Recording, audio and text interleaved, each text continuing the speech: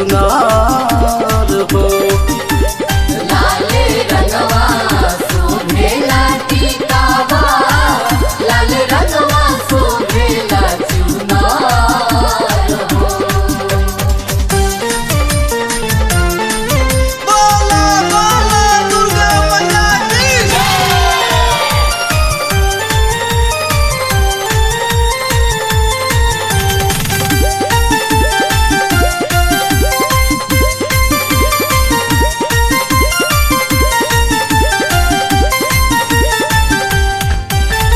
मैया के आसन आइल हो, जुटल बगौआ जवान। सेवा से मिलेला शक्ति हो, माई के महिमा अपार। मैया के आसन आइल हो, जुटल बगौआ जवान। सेवा से मिलेला शक्ति हो, माई के महिमा अपार। देखो ना नीम के पतैया डोले, झुमस मैया होले होले। झुमता देख सब लोग हो, जय माता जय जय बोले। लिपल हनी गाय के गोबर से घर हो, लिपल हनी गाय के गोबर से घर हो। लाले रंगवा शोभेला टीकावा, लाले रंगवा शोभेला चुनार हो। लाल रंगवा शोभेला टीकावा, लाल रंगवा शोभेला चुनार हो।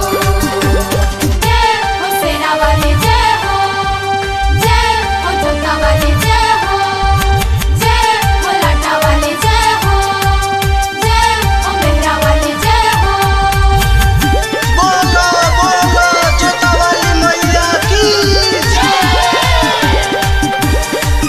जय हो, जय जय माँ, जय हो,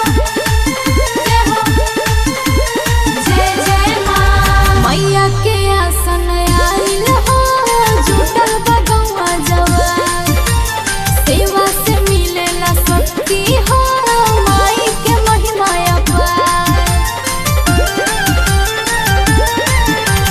मैया के आसन आइल हो, जुटल बगौआ जवान।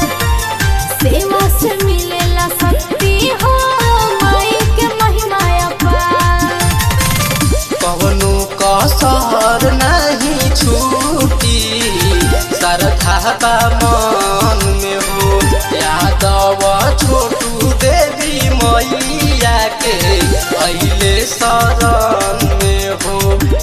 होखेला पूजनवा जगराता रात भर हो, होखेला पूजनवा जगराता रात भर हो।